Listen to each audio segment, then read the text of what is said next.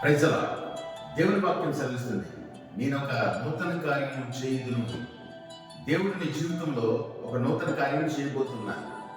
ఆ నూతన కార్యం ఏంటి అంటే, నీకు గొప్ప శుభవార్తని 2026 సంవత్సరంలో వినబోతూ ఉన్నావు. బాధలో ఉన్నావా? ఇరుకులో ఉన్నావా? ఫైనాన్స్ ట్రబుల్తో నువ్వు సతమతం అవుతున్నావా? దేవుడు ఒక నూతన కార్యం నీకు చేయబోతున్నాడు. అబ్రహాము దేవుడు దీవించాడు. అబ్రహాము దీన పరిస్థితులు ఉన్నప్పుడు అబ్రహాముని తన తండ్రి దగ్గర నుంచి పిలుచుకున్నాడు. జన్మలకు తండ్రిగా దేవుడు అబ్రహాంని నియమించాడు, ధనికుడిగా చేశాడు. దావీదు గొర్రెల కాపరిగా ఉన్నప్పుడు దావీదుని సింహాసనాన్ని ఎక్కించాడు.